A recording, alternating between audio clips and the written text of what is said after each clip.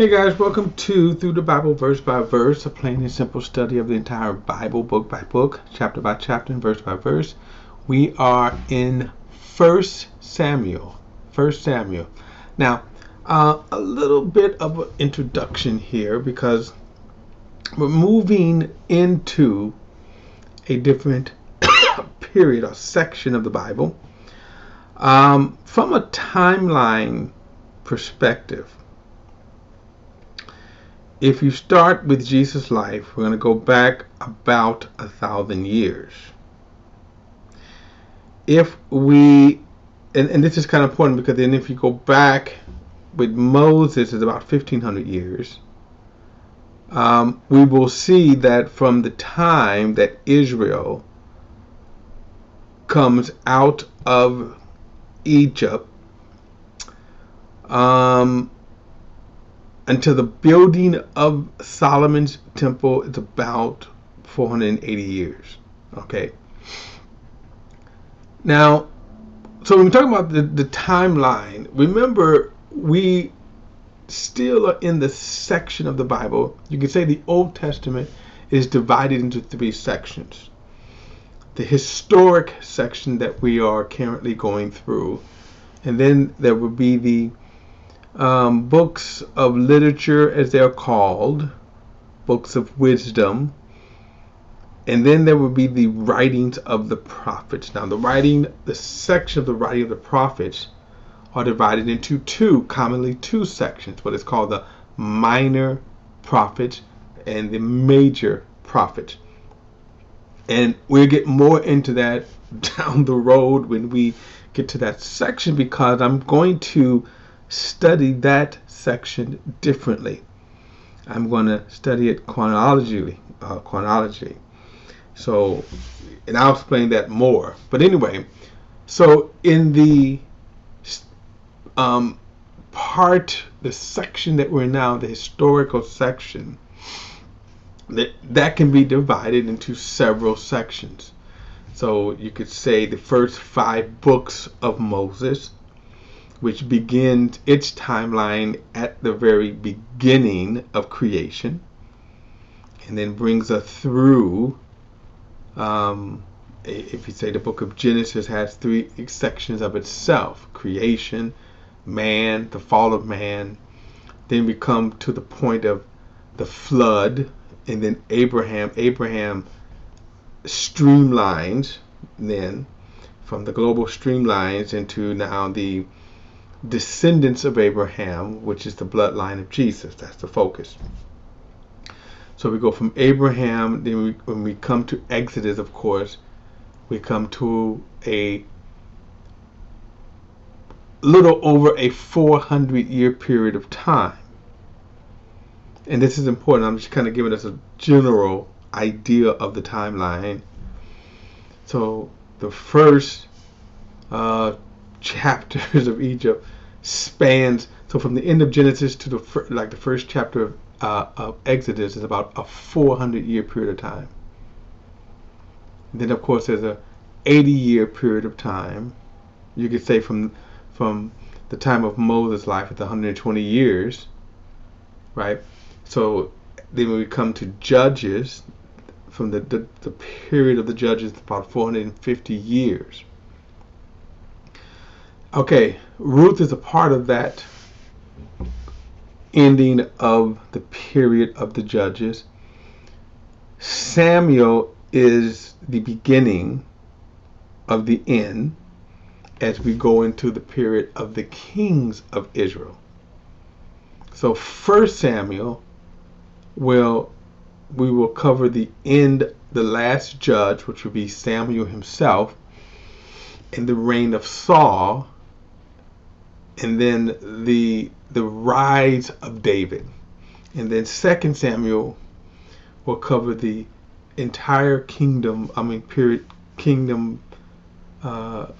period of David. And then there's 1st and 2nd Kings, 1st and 2nd Chronicles. So that's sort of the historic period. Then of course there is Chronicles will end with the Babylonian exile. We get more into that, of course, when we approach that book, because we're quite a ways off from that as we are moving through. But as we now enter into 1st and 2nd Samuel, we're entering into the time of the kings. So the time of the judges, as we will see, will be phased out. God is going to phase out that period of time. So we're still really, as we start first Samuel, we are still in the time of the judges, which is a very dark and wicked time. Now, the term, just a little sidebar. The original writings, so 1st and 2nd Samuel, that was divided, okay, with what's called the Greek translation of the Old Testament. It's called the Septuagint. Jesus himself quoted from that, and partly, not that he needed to, of course, and I'm saying that because in the Jewish tradition, they certainly had their pride in what's called the original culture, the original language, the original Hebrew scriptures. Paul referred to himself as a Hebrew of Hebrew, and basically they did not read the Greek Septuagint. They would have read the original Hebrew scriptures from the original language and the original tongues, right? During the time of Jesus, however, the Greek Septuagint was a very popular translation, just like we have the King James translation, and very popular. And that's only important to kind of understand. Doesn't bear any weight on anything. It just simply, when we look at now how we got our present day translations and how the books were kind of arranged, you probably can go back to the Greek translation of the Hebrew scripture. So 1st and 2nd Samuel originally was just one book. Same thing with 1st and 2nd Kings, 1st and 2nd Chronicles. Basically, was one book. They were later divided when the Greek Septuagint came along. Okay. But 1st Samuel starts off. We're at the end. Now, what's interesting about how this is kind of coming together, the book of Judges kind of gives us a picture of the wickedness of the nation, the people, how wicked the people were, how they sinned, and then God would raise up these judges. What is interesting about when we come to Samuel, he is the last judge before we go into the king, and we'll see that transition.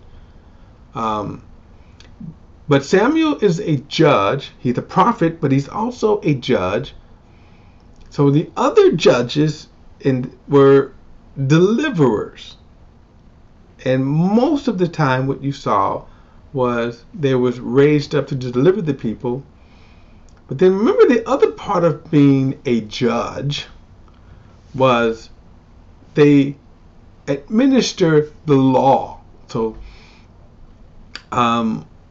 they would sometimes travel in what's called circuits from town to town, city to city. We're going to see that with Samuel. He is the last of the judges. He's a prophet, but he's also a judge. He's not a king, but a judge was a leader. He was a ruler. Samuel, in a sense, will not deliver the people, but he will judge them. So we're going to see that side of it. So the book of Judges, we see from the perspective of the people how wicked they are, and then how in need they were repeatedly of deliverers. Then we see the book of Ruth. Now, the book of Ruth sort of is kind of a snapshot. It's a love story, wonderful love story that we finished. The purpose of Ruth was to show the bloodline of Jesus as we come up to David. Okay. But that's we get a brief look from the book of Judges, where though there was wickedness all around, not everyone was wicked. There were godly people such as Naomi, Boaz. Okay. Now, when we come to Samuel, we will see now from a leadership perspective, from a kingdom perspective. So right off we will see the wicked sons of Eli, the priest, okay? And then, of course, going into the birth of Samuel himself. So, let's go 1 Samuel chapter 1. And it says, there was a man from Ramath Zephrim in the hill country of Ephraim. His name was Elkan, the son of Jeroham, son of Elihu, son of Tehu, son of Zup, an Ephraimite. He had 2 wives. The first name was Hannah, and the second was Peninnah. Peninnah had children, but Hannah was childless. I'm reminded from this of course, Jacob's wives, Leah and Rachel. Verse 3. This man would go up from his town every year to worship and to sacrifice to the Lord of hosts at Shiloh. Now, Shiloh was a place where the tabernacle was kept. Later, the temple would be built in Jerusalem. And then to where Eli's 2 sons, Hophni and Phinehas, were the Lord's priests. Whenever Elkanah offered sacrifice, he always gave portion of meat to his wife, Peninnah, and to each of her sons and daughters. But he gave a double portion to Hannah, for he loved her, even though the Lord had kept her from conceiving. Now, every now and then we see this revelation. For no reason, for example, Hannah, her womb was closed up for God's purpose. And that's the key to understand that. For God's purpose. And we'll see that purpose later in a moment.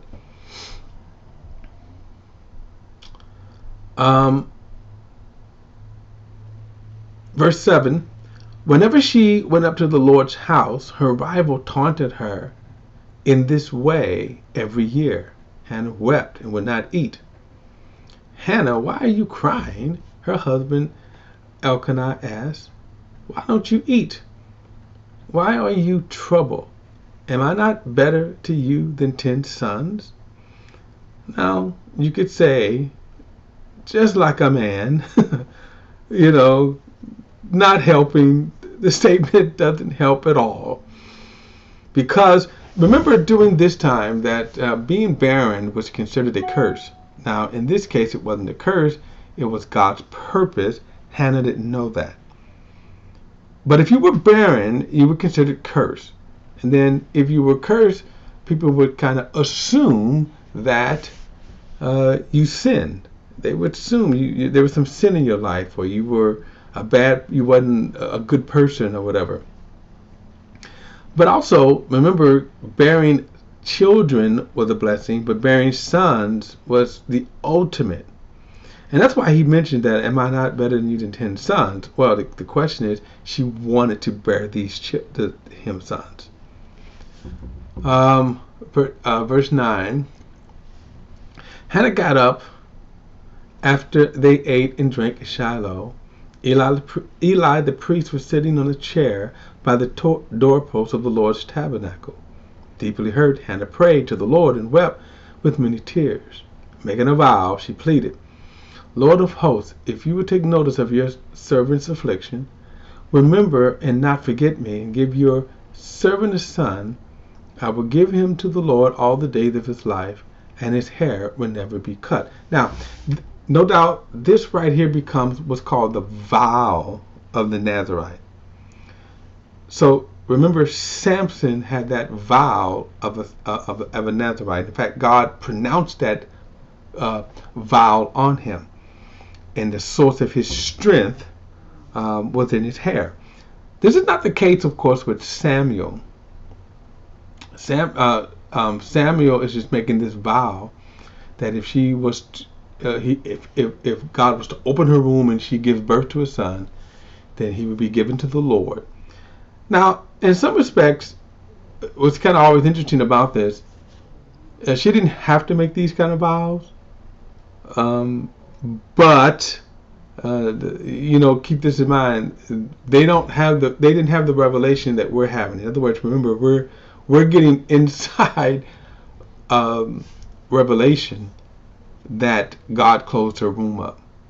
She doesn't know why she can't have children. She is in deep anguish because she can't. The one thing that she wants, it is seemingly being kept from her. Verse 12. While she continued praying in the Lord's presence, Eli watched her lips. Hannah was praying silently, so her lips probably were just moving. He said, and though her lips were moving, her voice could not be heard. Eli thought she was drunk and scolded her. How long are you going to be drunk? Get rid of your wine. Now, we're going to see later that this is some hypocrisy on Eli's part. His rebuke is, even though it's wrong, his rebuke would have been right had it been true, had she been drunk in the tabernacle. But from Eli's standpoint, we're going to say this is quite the hypocrisy. Verse 15. No, my Lord, Hannah replied, I'm a woman with a broken heart. I haven't had any wine or beer. I've been pouring out my heart before the Lord. Don't think of me as a wicked woman. I've been praying from the depths of my anguish and resentment. Eli responded, Go in peace, and may the God of Israel grant the petition you requested from him. May your servant find favor with you, she replied. Then Hannah went on her way. She ate and no longer looked despondent. So, as I said, we're gonna really get to know Eli in this next section here, and that's why I said his he has some nerves and some hypocrisy. Although if what he was saying was true, okay, yeah, he as the priest he would have had the right to rebuke her, but we're just going to see his hypocrisy. His sons were wicked beyond belief. And what this is also going to be the setup for, of course, is the birth of Samuel. So we're going to pick it up there in the next study. And all right, guys, I will see you then in the next study. All right.